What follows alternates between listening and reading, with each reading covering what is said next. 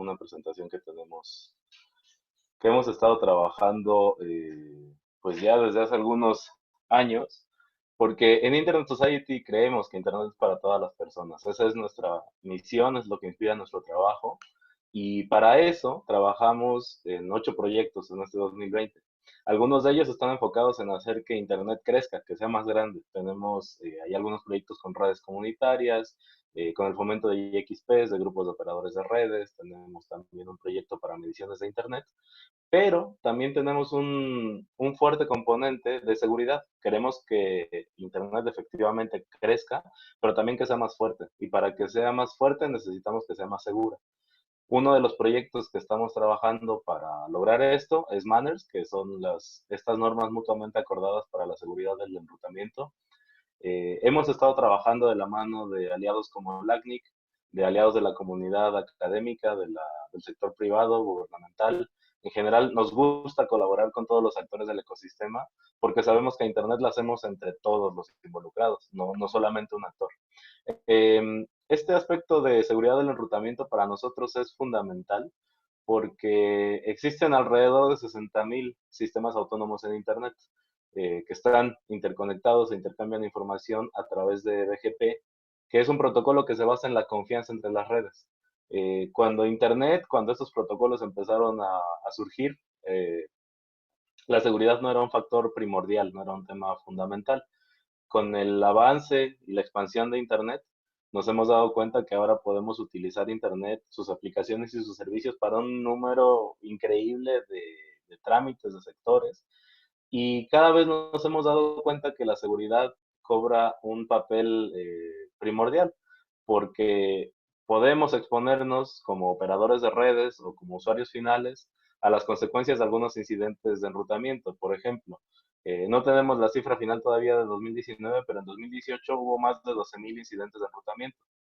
Eh, Algunos están relacionados con secuestros de rutas, con fugas, con spoofing, y en general para las organizaciones esto es importante porque pueden implicar un robo de datos, que podría tener implicaciones legales, pero también puede dañar la imagen de la organización. Si se trata de una empresa, si se trata de una universidad o de alguna entidad pública, normalmente este tipo de incidentes incluso llegan a las noticias afectando la imagen de las organizaciones. Eh, Incluso algunas malas prácticas de enrutamiento o este tipo de incidentes son vías comunes para cometer otros tipos de ataques. Por ejemplo, algunos pasan inadvertidos, algunos llegan a las noticias. Por ejemplo, aquí tenemos alguna colección de titulares que han sido famosos, incluso desde 1997, que hay por ahí un incidente muy, muy famoso con el sistema autónomo 7007, pasando por algunas fugas de rutas, por algunas interrupciones en el servicio ocasionados por fugas de rutas. Hemos visto a grandes marcas implicadas en este tipo de fallos y en este tipo de incidentes, que para los medios termina siendo como X y Y servicios dejaron de funcionar debido a un error en Internet, cuando en realidad se debe a algunas prácticas de enrutamiento que pudieron haber sido prevenidas a través de acciones relativamente sencillas. Por eso es que desde Internet Society estamos promoviendo la adopción de estas acciones de Manners. Son acciones muy concretas, como les digo, son relativamente sencillas, o sea, tienen su grado de implementación, pero son muy simples en relación con otro tipo de soluciones, y están orientados a 3 grupos: a operadores de redes, independientemente del rol que tengan en Internet. Pueden ser ISPs, pueden ser redes universitarias, pueden ser redes gubernamentales. La condición es que tengan un sistema autónomo, que tengan recursos de Internet asignados. Este es el primer grupo. También existen algunas acciones específicas para IXPs y estamos trabajando en acciones específicas para CDNs. En las próximas semanas vamos a publicar estas acciones. De hecho, en esta presentación les voy a dar un vistazo muy rápido para que tengan una idea de lo que estamos preparando. Pero en general, estos grupos de operadores de la comunidad técnica pueden implementar acciones que ayuden a mejorar la seguridad y la estabilidad del sistema de enrutamiento mundial. Algunas se enfocan en eliminar las causas de los problemas comunes que vemos en el enrutamiento, y algunas están orientadas a prevenir que su ocurrencia e incluso a coordinar mejor la comunicación entre los actores del ecosistema una vez que ocurran, porque también sabemos que en un tema de seguridad eh, necesitamos pensar en cómo vamos a reaccionar cuando los incidentes ocurran, porque no nos podemos proteger al 100%. Entonces, por medio de Manners estamos construyendo una red activa, una comunidad visible de operadores de redes de IXPs. Vamos a incluir a CDNs, como les digo, eh, de un grupo de operadores que tengan una perspectiva común en temas de seguridad. Para operadores de redes, las acciones son cuatro, son muy sencillas. De hecho, una de ellas es prácticamente como viene casi por default, que es la de filtrado. Aquí lo que buscamos es que no se propague información incorrecta de enrutamiento. Muchos de los operadores de redes que trabajan en Internet ya tienen implementadas algunas acciones de filtrado, entonces prácticamente ya está cubierta y bueno, en caso de que existe alguna dificultad, justo este tipo de iniciativas, el hecho de formar comunidad, lo que busca es intercambiar mejores prácticas para lograr esta implementación. De hecho, Guillermo en su presentación nos va a dar un poco el vistazo más a fondo de lo que implican estas acciones.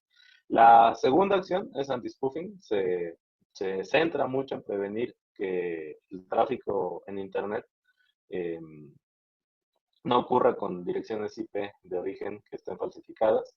La tercera acción para operadores de redes se refiere a la coordinación, que no es otra cosa más que contar con la información y con los medios adecuados para que los operadores de redes puedan comunicarse entre sí cuando ocurra alguna incidencia o cuando necesiten contactar alguna otra red por algún fallo o para prevenir algún otro tipo de incidente.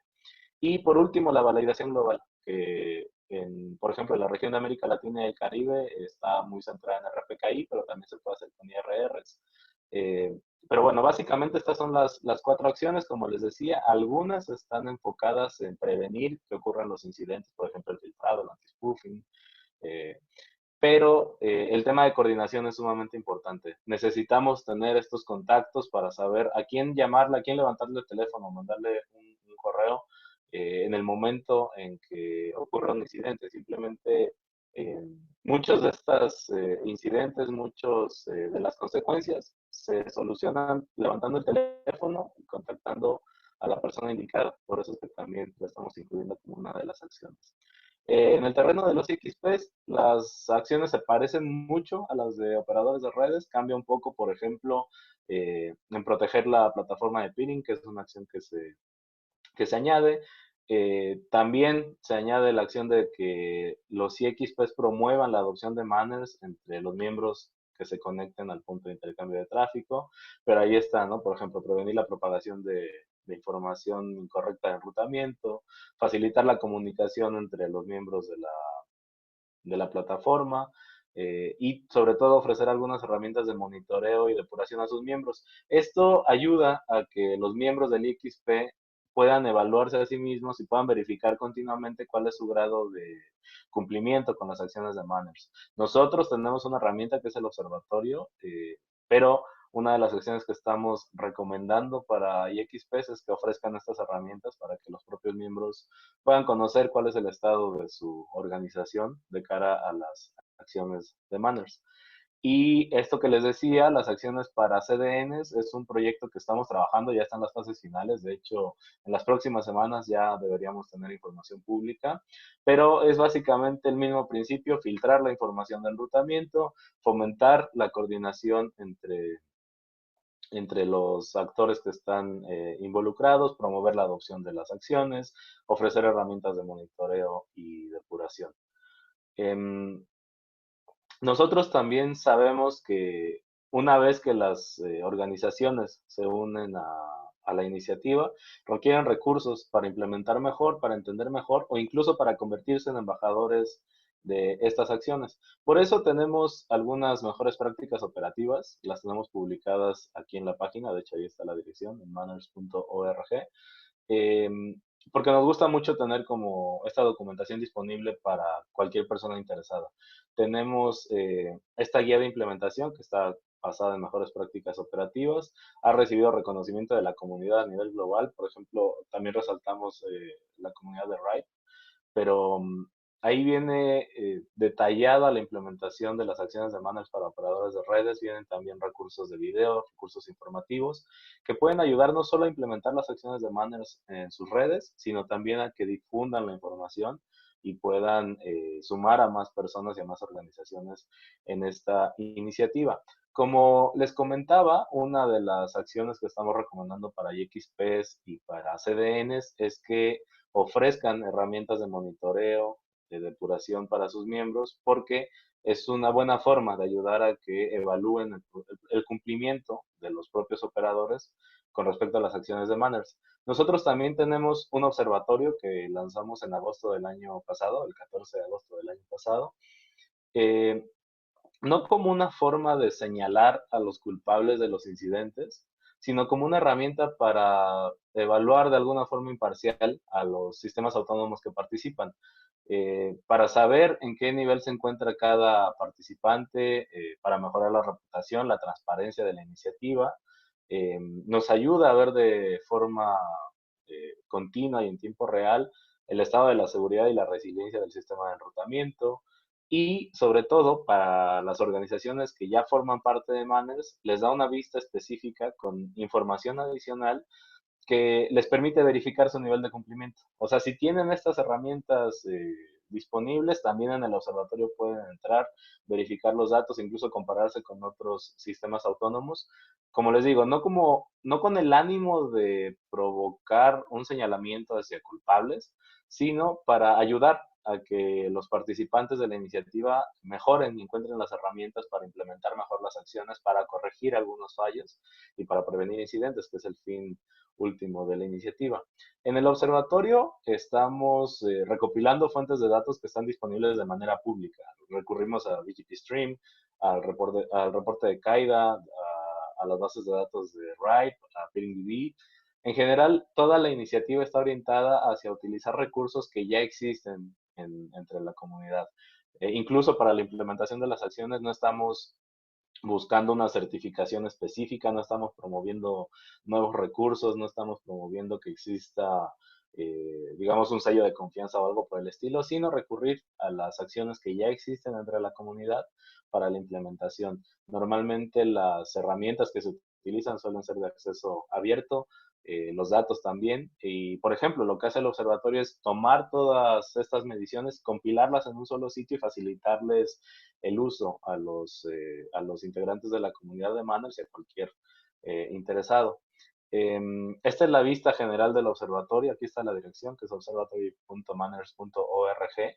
Ayuda a ver cuál es el grado de cumplimiento de las acciones de Manners a nivel mundial, por región, por país, incluso por sistema autónomo para quienes son participantes. De momento, el observatorio está mostrando el grado de cumplimiento en las acciones para operadores de redes.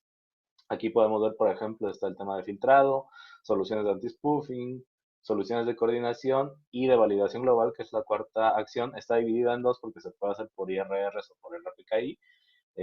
Entonces, esto es como muy útil para ayudar a que los usuarios tengan un buen margen de referencia y puedan contactar a quienes les pueden ayudar a implementar mejor estas acciones. Em, Algo que me da gusto también compartirles es que hasta el momento tenemos 277 operadores de redes a nivel mundial que ya forman parte de la iniciativa. En realidad ha tenido un crecimiento importante. Esta es una gráfica a lo largo del tiempo desde que inició el proyecto a finales de 2014. Básicamente hemos visto un crecimiento amplio, lo cual nos da mucho gusto por un lado porque nos está ayudando a que Internet sea más fuerte, como les decía al inicio, nos está ayudando a que haya mayor referencia entre la comunidad y un mayor grado de concientización. Por ejemplo, vimos que en 2018 había más de 12.000 incidentes de enrutamiento. Se redujeron un poco con respecto a los que ocurrieron en 2017. Puede que esto sea debido a que hay un grado mayor de concientización entre la comunidad, hay mayor información, hay mayores acciones que se están tomando. Em, Vamos a evaluar también los números de 2019, pero justo lo que queremos es que esta comunidad siga creciendo. Eh, para nosotros es importante que crezca porque esto implica que hay más operadores comprometidos con la seguridad del enrutamiento que pueden posicionarse mejor en materia de seguridad, que pueden incluso reducir la cantidad y el impacto de los incidentes de enrutamiento en sus redes y en las redes vecinas. Nos ayudan a demostrar que estas prácticas son una realidad que se pueden implementar de manera práctica, como ya se está haciendo en muchas partes del mundo. Y sobre todo al unirse a Manners, las organizaciones pueden formar parte de esta comunidad que trabajan juntos por un mismo objetivo, que es fortalecer la seguridad del enrutamiento en Internet. Estas son las direcciones para unirse. Manners.org, hay un apartado específico para ISPs, un apartado específico para IXPs, habrá uno para CDNs. En las reuniones del ACNIC, por ejemplo, hemos llevado a cabo algunos tutoriales en cooperación con LACNIC, en colaboración con algunos otros actores, donde, por ejemplo, se les ayuda a generar sus ROAS para lograr la implementación de la cuarta acción, que se refiere a validación global por medio de RPKI. Y en general en la comunidad existen muchas personas y muchas organizaciones dispuestas a compartir conocimiento, a ayudar a implementar estas acciones. Para unirse basta entrar a la página, llenar un formulario donde explican de manera muy breve cómo es que cumplen con las 4 acciones de Manners para operadores de redes. Y una vez enviado el formulario, nuestro equipo le da seguimiento. Si existe algún tema que debiera clarificarse, se solicita la información adicional y posteriormente pues ya se le da la bienvenida. Pueden acceder a estas vistas específicas del observatorio con información más detallada. Se unen a una comunidad de mejores prácticas. Y pues bueno, para ya los detalles específicos de las acciones de Manners para operadores de redes, Guillermo les va a compartir información concreta. Mi presentación se queda hasta aquí. Obviamente ahí está el espacio de preguntas, así que yo les agradezco por su atención. Gracias, Israel.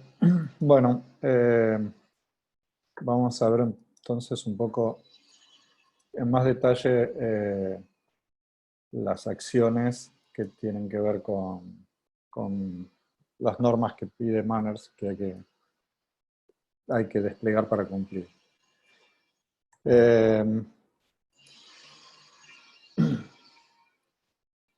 Como mencionaba Israel, hay 4 acciones para operadores. En esta presentación, por el tiempo disponible, voy a hablar, y por la orientación de la audiencia, voy a hablar más que nada de operadores, y no voy a entrar en las acciones para IXP, que son básicamente las mismas, pero con distinta prioridad. En lo que son las acciones para operadores, hay 4 acciones que pide Manners para implementar para que los operadores cumplan con estas normas y de esa manera garanticen de alguna manera la seguridad del enrutamiento. Estas 4 acciones son filtrado, anti-spoofing, la coordinación entre operadores y la validación global. Me voy a enfocar más que nada en las últimas 2, porque las 2 primeras son como más conocidas entre los operadores, por lo tanto no voy a entrar en demasiado detalle en eso, ¿no? De todas formas, cuando hablamos de filtrado, estamos hablando de filtrar en los anuncios de rutas. Estos son filtros para BGP. Lo que se espera de esta acción es que los operadores definan una política de ruteo, y eso ya es un punto interesante que vale la pena destacar, que es que cada institución, en este caso, bueno, hay muchas universidades o redes universitarias, deberían tener su política de ruteo claramente definida. Y luego implementarla, obviamente, ¿no? O sea, pero por lo menos tener en algún lado publicada o definida la política de ruteo, es decir, qué es lo que van a publicar, hacia dónde, a qué sistemas autónomos y demás. Y esto, bueno, tiene después que implementarse. ¿Cómo se hace? Bueno, por un lado hay que permitir solo los anuncios que queremos hacer y no cualquier cosa. Permitir, en el caso de operadores que tienen clientes, es permitir los anuncios de sus clientes, en el caso de redes universitarias o o de redes académicas que agrupan otras universidades sería, bueno, publicar 2 anuncios de aquellos a los que se les quiera dar tránsito. Y para esto lo que vamos a utilizar son listas de prefijos o sea, lo que comúnmente llaman prefix list o filtros por prefijos y también filtros por ASPath. En el caso del filtro de prefijos es importante porque de esa manera ustedes aseguran que solo los que están autorizados van a poder pasar, van a poder ser anunciados, y por otro lado por ASPath para que no haya anuncios que no corresponden de sistemas autónomos que no tienen permitido anunciar.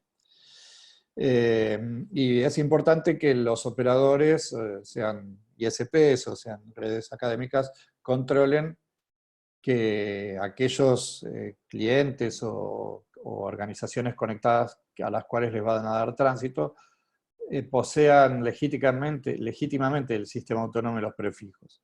Es decir, cuando ustedes van a recibir una publicación de una universidad o de un cliente, deberían ver que los prefijos que anuncia y el sistema autónomo que usa sean los que realmente tiene asignados, en este caso por LACNIC.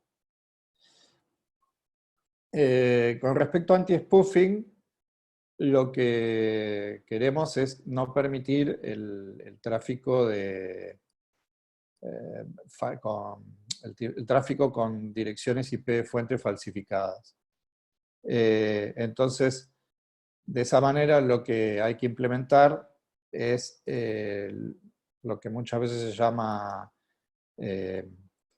BCP38, que es filtrar que solamente al ingreso de la red las direcciones tengan una dirección fuente válida.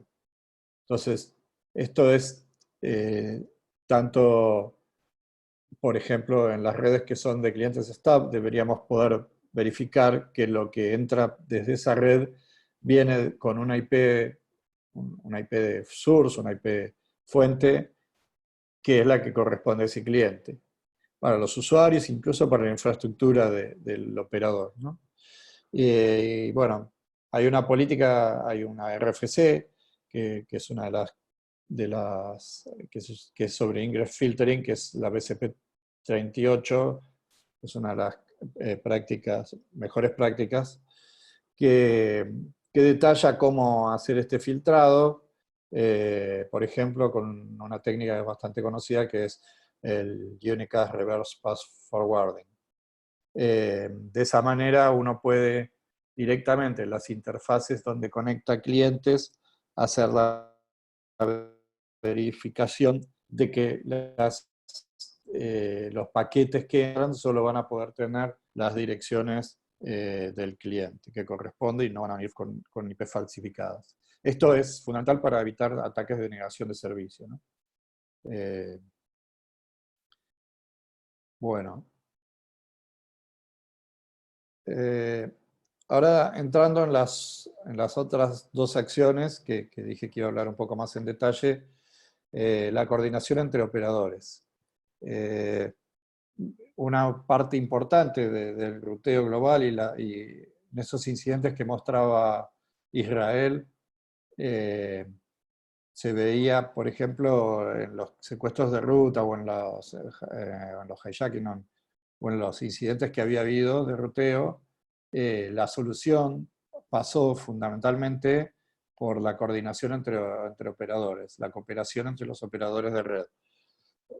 Ni bien ocurre el incidente, la forma más fácil de evitar un problema es llamar a los operadores que están involucrados y pedirles que dejen de hacer el anuncio, o que pongan filtros, o hablar con el operador superior del que está ocasionando el problema, ¿no? Entonces, por ejemplo, en ese incidente de YouTube, que fue afectado por la red de Pakistán, bueno, una de las primeras medidas fue tratar de contactar a los operadores. Entonces es importante facilitar que otros operadores se puedan comunicar con nosotros. Así como desde nuestra red queremos poder contactar a otros operadores, tenemos que tener información de contacto para que cualquiera pueda ponerse en contacto con nosotros. Y como decíamos, la colaboración y la responsabilidad compartida son fundamentales para el éxito de Internet. Internet no tiene una autoridad que esté haciendo de policía, sino que son los mismos operadores los que facilitan el funcionamiento. Entonces, ¿cómo indicamos esta información de contacto? Bueno, hay varias bases de datos que son de acceso público. Las principales son las bases de datos de los registros de Internet, en este caso de la CNIC. Hay bases de datos de los Internet Routing Registries. Hay una base de datos muy utilizada que es PeeringDB. Y por último, las páginas web, ¿no? En lo que es la base de datos de los registros de Internet, es fundamental tener información de contacto actualizada sobre la organización. Los registros utilizan diferentes mecanismos para registrar los contactos en su base de datos, pero casi todos se pueden consultar mediante el sistema JUIS, que es un sistema distribuido de consultas de información sobre recursos de Internet. Acá hay un ejemplo de JUIS, por ejemplo. Uno puede consultar, en este caso por el sistema autónomo de 28000, que es el de la CNIC, y el JUIS nos va a dar los datos de la organización, quién es la persona responsable, y luego están ahí los contactos técnicos y de abuso. Entonces uno luego tiene que hacer una nueva consulta al JUIS por estos contactos que hay, que son nick handles, y uno hace contacto y va a obtener los datos de esa persona. Entonces de esa manera se va a poder contactar con alguien que lo ayude. Eso puede ser, decíamos recién, las bases de datos de los RIR, que son los registros de Internet, y ahora hablamos de los IRR. Los IRR son Internet Routing Registry. Son bases de datos que pueden ser parte del registro regional o pueden estar separadas. Una de las más conocidas es RADB.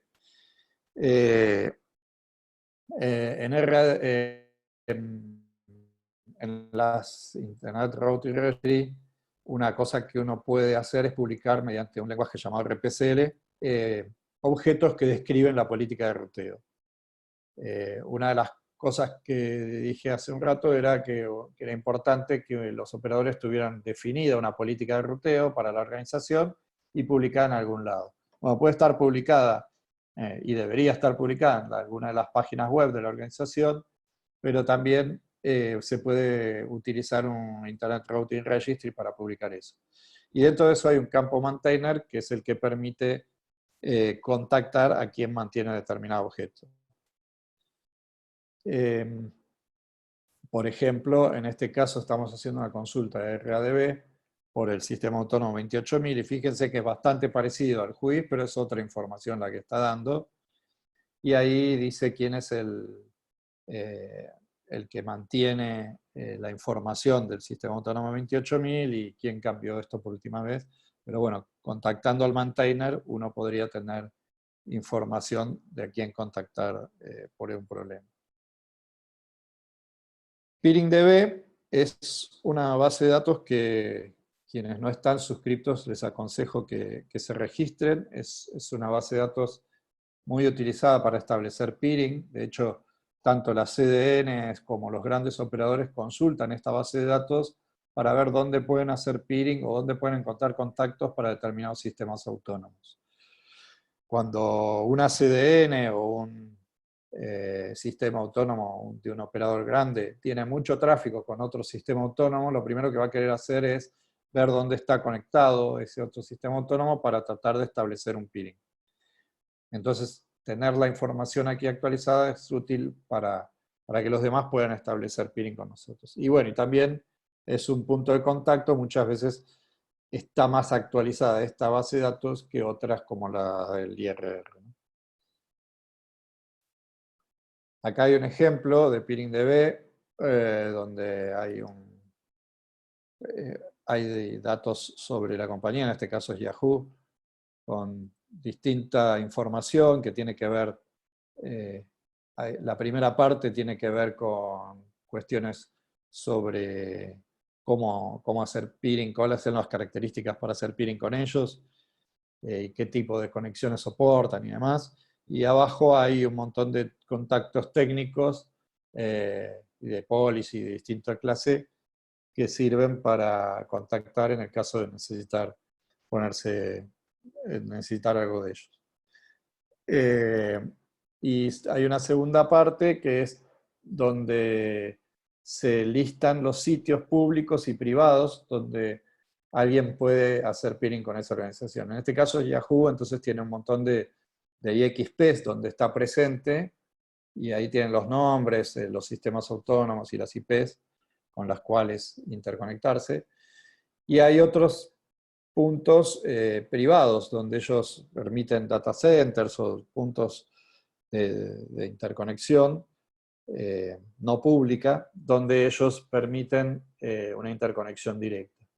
Entonces, así como ellos registran eso, ustedes podrían registrar los lugares donde están. Por ejemplo, si están en Cabase, si están en, no sé, en la RIU o en alguna otra red, pueden decir dónde podrían alguien interconectarse con ustedes. Esta base de datos, PeeringDB, es muy utilizada y es utilizada por otros proyectos que toman información, así que les aconsejo fuertemente que completen esa información. Es muy simple registrarse y luego mantener la información actualizada. Bueno, eso sería la parte de la acción de coordinación, esa es la acción 3. Vamos a entrar ahora en lo que es la acción 4, que tiene que ver con la validación global. Entonces, voy a hablar un poco de cómo es el tema de publicación de prefijos en Internet. ¿Cómo chequeamos que la información que recibimos es correcta por BGP? Como decíamos, BGP no tiene mecanismos intrínsecos que permitan verificar esto, ¿no? Entonces, BGP fue diseñado hace muchos años, cuando la Internet era experimental, era una red más experimental que lo que es hoy en día, y no tenía, o no fue pensado con cuestiones de seguridad en mente. La mayoría de los protocolos de Internet que vienen de esa época son así, el DNS es otro, por ejemplo. Pero BGP es hoy la base de Internet y es uno de los pilares sobre el que funciona todo. Si BGP no funciona bien, vamos a tener problemas. O sea, todos estos incidentes de ruteo que mostraba Israel tienen que ver con cuestiones de alterar cómo funciona BGP o de errores de configuración a veces, o problemas, pero relativos a BGP. Entonces, un error o un problema en BGP nos afecta a todas las capas que siguen más arriba, incluyendo la capa de usuario. Por ejemplo, uno podría estar desviando el tráfico de un usuario y quedarse con la información, por ejemplo, de tarjetas de crédito que el usuario está ingresando. De hecho, ha habido ataques que han utilizado desvíos en BGP para hacer robo de criptomoneda, por ejemplo. Entonces, ¿cómo garantizamos que la información que va en BGP es correcta? Bueno, necesitamos, en BGP no tenemos una forma de autenticar eso. Entonces necesitamos contrastar la información de BGP contra alguna otra tabla, ¿no? Esto a veces hacemos la comparación de alguien que dice: yo soy Guillermo Sicileo, y bueno, ¿qué manera tengo de verificar que esa persona que dice ser Guillermo Sicileo realmente es? Bueno, le pido un documento. Y el documento es algo que está en algún lugar, ha sido emitido por alguien en quien confiamos. Entonces existen dos formas de verificar eso. Una es a través de los Internet Routing Registry y otra es a través de RPKI. Los Internet Routing Registry es algo que existe desde hace mucho tiempo, desde los años 90. Hay una gran cantidad de registros, el más conocido es RADB. RADB además replica todos los demás IRRs. Y lo que se hace ahí, como decía, las organizaciones pueden definir sus políticas de ruteo en un IRR y los operadores van a usar esa información para generar filtros para BGP, muchas veces en forma automática. De hecho, hay herramientas, una de las más usadas es BGPQ3 o BGPQ4, que es una versión nueva, que permiten tomar la información de lo que está registrado en un Internet Routing Registry y generar filtros, listas de prefix list o de ASPath para distintos modelos de router. O sea, uno puede generar filtros para Juniper, para Cisco, etcétera, para MikroTik y demás. Hay una gran cantidad de registros, hoy en día todos los RIRs tienen. Bueno, una primicia quizás es que desde este año la CNIC tiene un IRR funcionando. Hasta hace tiempo la CNIC era el único de los registros regionales que no tenía un IRR, eso tenía que ver con una cuestión más histórica, y a partir de este año ya tenemos el IRR operativo. Entonces, acá hay ejemplos de registros en un IRR. En este primero, por ejemplo, estamos mirando una consulta de RADB, donde miramos todos los objetos cuyo maintainer es el maintainer del sistema autónomo 6057. Bueno, aquí solamente puse dos, pero fíjense que están todos lo que se llaman route objects, que los route objects dicen básicamente datos sobre un prefijo y un sistema autónomo de origen. Y otros datos acerca de, bueno, de quién mantiene el objeto, quién lo cambió y demás.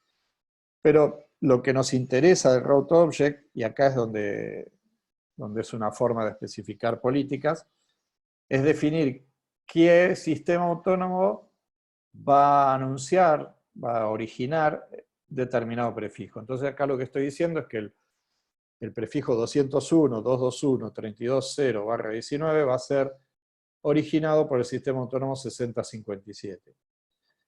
Que el sistema, que el prefijo 201, 217, 128.0/18 va a ser originado por el sistema autónomo 6057.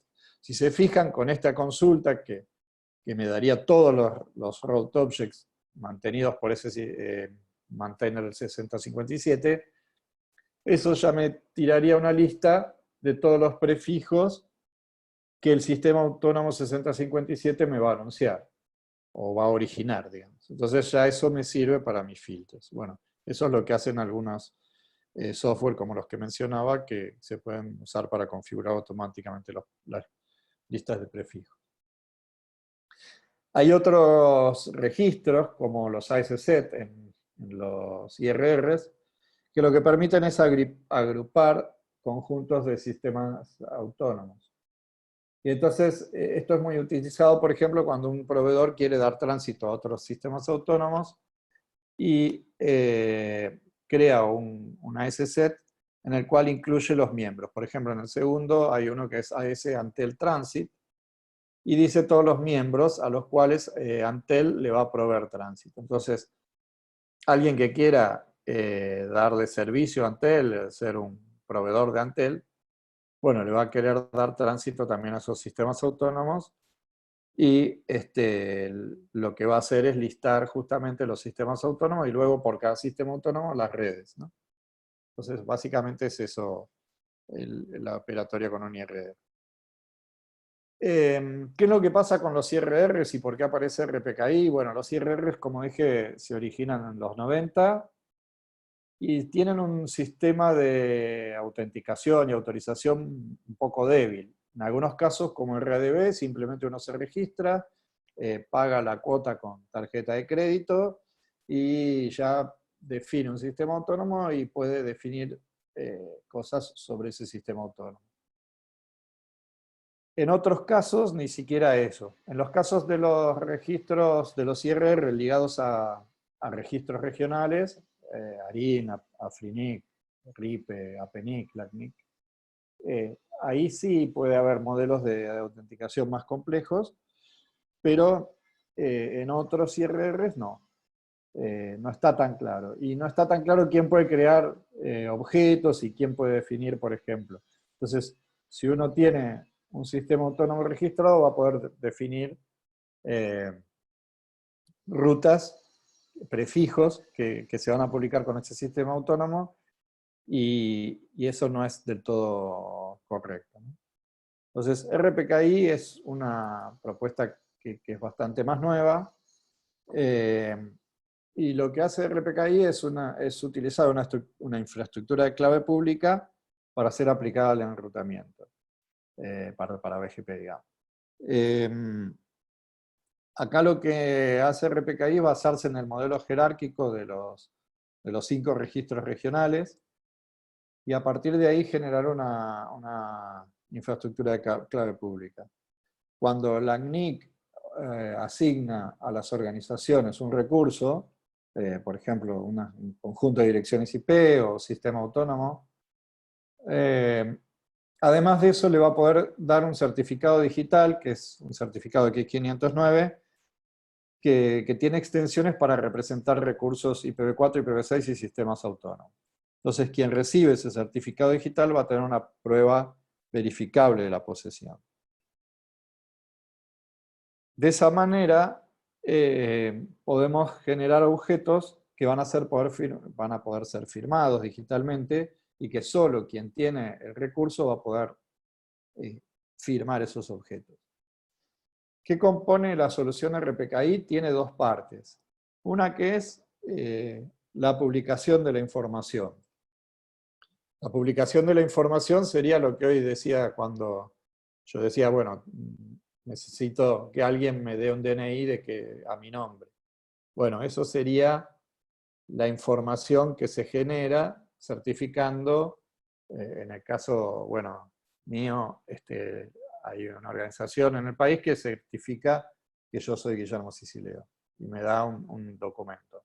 En el caso de los prefijos, la CNIC da el certificado digital, y luego con las claves asociadas al certificado se pueden firmar objetos que describen la política de ruteo. Estos objetos se llaman ROAs. Estos ROAs son equivalentes a lo que vimos a los Route Object o Route 6 de un IRR, y la diferencia que tienen es que van a poder ser firmados criptográficamente. Entonces, los ROAs van a permitir definir el sistema autónomo de origen para nuestros prefijos, y van a estar digitalmente firmados. Entonces, de esa manera, tenemos garantía que nadie más pudo haber creado el ROA. Y hay una sutileza acá, con diferencia con los IRRs, que es que la autoridad que firma el ROA es la organización que posee, que crea el ROA es el que posee los recursos IP, digamos, o sea, las direcciones IP, no es el que posee el sistema autónomo. Entonces ahí veíamos en el IRR que la autorización era por sistema autónomo, y acá es por IP. Entonces esto es mejor, porque porque solamente quien tiene esos recursos IP va a poder generar los ROAs. La otra parte que compone la solución RPKI es el chequeo, ¿no? O sea, cuando alguien recibe anuncios de BGP, que efectivamente chequee que ese anuncio se corresponde con un ROA creado. Y eso es lo que llamamos validación de origen. Entonces, bueno, vimos los ROAs, que como es el esquema, donde tenemos un conjunto, lo que está a la derecha, un conjunto de prefijos, con una longitud máxima de desagregación posible, y acá puede haber prefijos IPv4 y IPv6, y un sistema autónomo de origen, que es el que va a estar autorizado a originar estos prefijos. Eh, esta información es lo básico que necesitamos para hacer la validación de origen luego. Entonces, toda esta información esta información es pública y se va a copiar en un repositorio que luego se puede bajar y utilizar para validar los anuncios BGP. ¿Y cómo es esto entonces? Una vez que tenemos todos los ROAS creados, el modelo de la CNIC permite crear los ROAS directamente en la página de la CNIC, en la página que se llama MilaCNIC, y ahí creamos los ROAS para nuestra organización. Existe también la posibilidad de tener un módulo delegado, pero eso es para organizaciones más grandes que quieren tener su propia autoridad certificante. En este caso, la mayoría de los usuarios está usando el modo hosteado, donde lo que hace es entrar al sistema de gestión de la CNIC, a MilaCNIC, y ahí crea los ROAS. Una vez que los crea, eso van a un repositorio público en la CNIC, que cualquiera se los puede bajar. ¿Cómo se hace eso? Instalando un software que se llama Caché Validador o Validador RPKI. Y este software lo que hace es traerse el repositorio y validarlo criptográficamente. Luego, los routers se conectan con ese caché. Ese caché está en un servidor en la organización. Por ejemplo, podría estar en una universidad o en una red universitaria. Esos cachés alimentan a los routers con un protocolo que se llama RTR, y entonces de esa manera el router va a tener toda la información de ROAS. Con lo cual lo que al router le importa nada más es saber una asociación entre prefijo, sistema autónomo de origen y máxima longitud de desagregación. Y con eso puede validar los updates que recibe de otros peers. En la práctica, una de las cosas más importantes es definir los ROA bien. ¿Y quiénes tienen que hacerlo? ¿Cómo los definen? Bueno, fundamentalmente quienes tienen recursos IPv4, IPv6 y sistemas autónomos, lo pueden hacer a través del sistema de administración de recursos de la CNIC, que es MilaCNIC. Para esto simplemente se necesitan los datos de usuario y contraseña, y es importante que registren bien con qué sistema autónomo se van a originar esos prefijos. Los que no tienen recursos propios van a depender de que el ISP haga este registro. Es decir, si mi ISP no tiene creados ROAS, bueno, la información de ruteo no va a poder asegurarse. Por ejemplo, yo actualmente estoy en un ISP que no tiene esto generado. Entonces, es como que de alguna manera, bueno, no va a cumplir con esta acción de manners, y entonces es un ISP que desde el punto de vista de seguridad es menos seguro que otros. Puede haber también organizaciones que tienen recursos IP, pero no tienen sistemas autónomos. Entonces, por ejemplo, una organización que tiene sus propias IPs, pero las publica el proveedor. Entonces, en ese caso, tienen que crear ROAS permitiendo al sistema autónomo superior anunciar los prefijos. Y bueno, como decía, la creación de los ROAS la realiza quien posee los recursos. Tenemos que tener en cuenta cómo estamos realizando los anuncios, y hay que tener mucho cuidado con esto. Si tenemos, por ejemplo, una red /22, si la estamos publicando sumarizada o desagregada. Si estamos publicando desagregada, tenemos que tener en cuenta que el ROA no puede ser solo el 22, porque si creamos un ROA con el 22 y el máximo de longitud de 22, eso va a invalidar las publicaciones más específicas. Y eso está bien que sea así, porque justamente lo más específico tiene precedencia sobre lo más general en Internet. Entonces, si permitiéramos publicaciones más específicas que las que declaramos, estaríamos permitiendo posibles secuestros de ruta, ¿no? Entonces hay que controlar eso, la longitud, cómo la estamos desagregando, con qué sistema autónomo se originan las publicaciones. si es siempre el mismo sistema autónomo, hay organizaciones que publican con más de un sistema autónomo, se pueden crear ROAs con más de un sistema autónomo, o sea, es decir, más de un ROA. Y bueno, deberíamos respetar la política con la que estamos publicando como la que estamos haciendo las publicaciones. Recuerden siempre que lo primero que dijimos es toda organización debería tener clara su política de ruteo. Entonces, deberíamos saber bien cómo estamos publicando nuestras redes. ¿Qué herramientas útiles tenemos? Bueno, acá hay varias que se las dejo para referencia. Bueno, mi LACNIC es el sistema de administración de LACNIC. El ROA Wizard y el ROA Announcement permiten ver en tiempo real cómo están hoy las publicaciones nuestras en Internet. Esto lo que hace es tomar tablas de BGP globales y ahí analizar. Entonces, cuando uno está creando un ROA, puede ser muy útil usar el ROA Wizard para que le sugiera cómo debería crear el ROA, qué ROA crear. ¿Cómo hace eso? Bueno, toma de las tablas de BGP globales la publicación como se está viendo en distintas partes del mundo y sugiere. El problema de eso es que si en ese momento hay un hijack, va a sugerir crear un ROA que cubre ese hijack, ¿no? Pero bueno, supongamos que eso no pasa. RIPE-RIS es una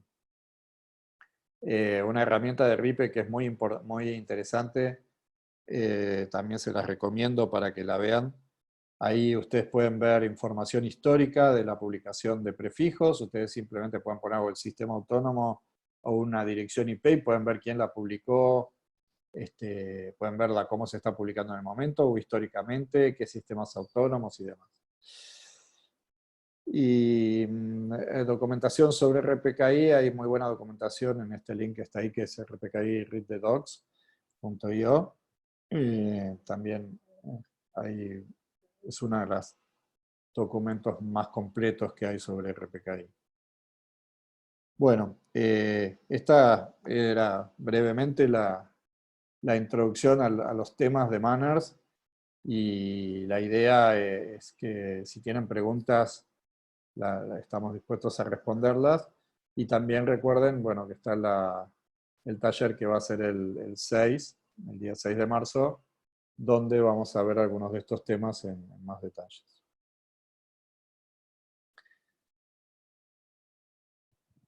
Eso es todo por mi parte. Javier, no sé quién está llevando las preguntas. No, bueno, te agradezco, Chicho, y Israel, digamos, la introducción y toda la explicación así muy detallada. Un poco la intención del webinar era esto, en plantear los temas y, bueno, un poco que la gente llegara al taller del 6 a la mañana un poco más empapado del tema y ya con dudas específicas de distintas infraestructuras que están administrando en distintas redes de universidades de Argentina, ¿no? Así que me parece que eso está, digamos, que el objetivo está cumplido. La verdad que este conjunto de buenas prácticas que ustedes plantean de redes van desde cosas más conocidas a cosas más nuevas y más que requieren un poquito más esfuerzo de implementar, pero que parecen muy interesantes para una Internet más segura para todos. Así que la verdad que les agradezco, me parece que ha sido claro, digamos, las explicaciones. Yo acá me imaginaba acá Andrés Barbier y algunos de mis chicos DNS viendo algunas configuraciones de lo que estaban hablando del RPKI, digamos, cómo lo montaríamos, pero eso ya son preguntas específicas que te harán en marzo, digamos. Así. Exacto. Sí, un poco la idea era empezar a hablar de estos temas. El tema de RPKI obviamente es el que es menos conocido y es por ahí asusta un poco, pero en la práctica, bueno, por un lado creo que está bueno que ya se queden con la inquietud y vayan viendo algunos temas, ahí con los links que dejamos y eso, tanto del Observatorio Manners como los links que puse en la presentación. Pero después en la práctica, cuando se ve, se reduce a cosas bastante simples. No todas las organizaciones necesitan hacer validación, eso es algo que no aclaré, pero bueno, pero sí es importante la creación de los ROAS y eso es por ahí lo que más le vamos a poner énfasis en la práctica. Sí, aparte, sí, viste que en Argentina las universidades además, hay como 12 universidades que también hostean IXP de Cabase. Entonces también es importante ver si podemos ir irradiando hacia la red de Internet de Argentina, digamos, las buenas prácticas, y logramos así ir mitigando problemas de seguridad, ¿no? O sea que me parece piola arrancar con las universidades y después ver si las universidades podemos empujar el tema en Cabase. Bien, me parece muy bien. En eso cuenten con nuestra ayuda. Perfecto. Bueno, pues si no hay ninguna pregunta más, o si alguien quiere decir algo más. Yo quería solo hacer un comentario. Lo primero es que tanto Israel como Guillermo nos pasan las presentaciones. La idea es que las subimos al sitio de este mismo evento, ¿sí? Para que queden disponibles ahí. Y lo mismo, no sé si Javier después lo quiere replicar en la página del grupo. Bueno, sí, yo creo que el grupo de ciberseguridad se enriquecería si tienen con las presentaciones de ellos, sí, sí. Perfecto. Así que si incluso, eso disculpa. No, decía que si nos lo pasan, lo replicamos en ambos lugares, tanto en este sitio del evento, para que queden como completando la actividad, pero también en el sitio del grupo de ciberseguridad de MetaRed Argentina. Y lo otro que estaba pensando ya ahí, extendiéndome no solo a MetaRed Argentina, sino al conjunto de MetaRed de los países de Latinoamérica, pero inclusive en estas cosas de Iberoamérica, lo que les parezca que pueda complementar. Nada, lo que les parezca que pueda servir para sumarse a iniciativas de tener una Internet más segura, aprovechando tanto las cientos y más miles de instituciones que se están acoplando a la iniciativa. Bueno, nada, la idea es poder colaborar, ¿sí? Así que en lo que les parezca, desde ISOC, desde la CNIC, que se puedan hacer cosas conjuntas, bueno, nada, cuanto más en estas cuestiones mejor. Así que también dejar abierta la puerta. Por supuesto, como en otro webinar, también aparte de dejar las presentaciones, todo el webinar se ha grabado, con lo cual tanto los asistentes podrán volver a verlo y las personas que no hayan podido asistir también podrán visualizarlo. Estará disponible en nuestro canal de YouTube. Perfecto. Y bueno, sin más, si nadie tiene algún comentario más o alguna cosita más, agradecerles a todos.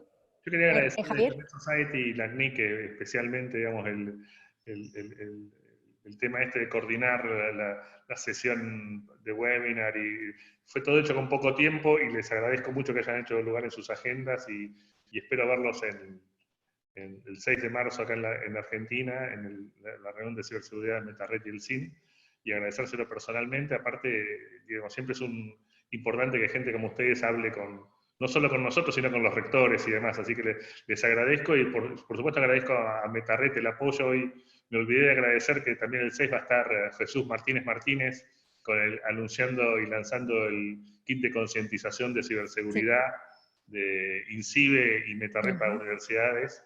Y la verdad que eso también es un evento muy importante, y la verdad que realza nuestro evento y le hace mucho bien a la ciberseguridad de la región. Así que les agradezco.